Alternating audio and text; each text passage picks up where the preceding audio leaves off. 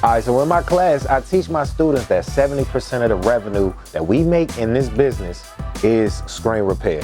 So right here, I have a screen repair. I'm gonna show you guys how quick and easy this job is and how we can get to this bag. Y'all gonna watch the master at work. Sit back. So the particular screen for this model of laptop that I'm working on is an HP touchscreen.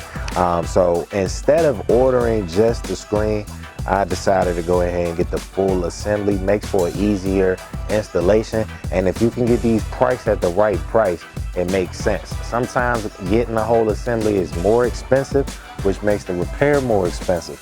So if your customer, it just all depends on your customer and what they're willing to spend on the repair. You can make your job easy or you can make your job hard.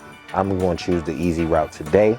So we're going to put this in. I'm going to show you guys how easy it is. It's only 2 ribbons here and 2 ribbons here that I got to connect. I got to also hook up the hinges, and it's a done deal.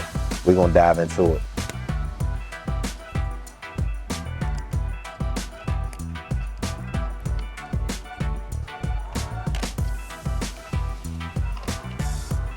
All right, now we got the ribbons out. Time to take the hinges off.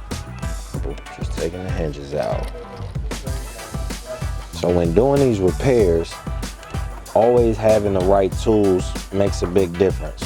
So just the magnetism of my screwdriver helps me pick up these screws, helps me move faster, helps me get the job done faster. Bam! What Bubba Dub say? This is trash! All right, now when you get to putting things back together, you have to pay attention to the scribes on the wall, right? They leave hints. So right here, as you see, they're putting arrows pointing to where you should put the screws back. These holes don't get the screws. So you'll see certain holes don't have the arrows, certain holes do. The reason why these other holes don't have screws is because when you put the lid on, those are where those screws will go in at. And if you already have screws in, then when you put the lid on, it just looks crazy. So, and it won't secure the lid on the bottom. So make sure you're paying attention to where these screws are pointing, because these are where you're gonna put them back in at. We ain't just plugging in ribbons. We know exactly what these ribbons go to because the board, we learned how to read in elementary school, and the board tells us webcam goes here. This right here doesn't really tell you. You gotta kind of know, but the DP always stands for display port or something like that.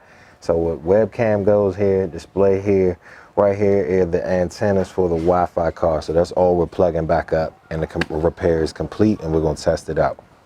Also, these are labeled 1 and 2. So you wanna know which one is 1 and 2 because they're gonna plug up in separate spots.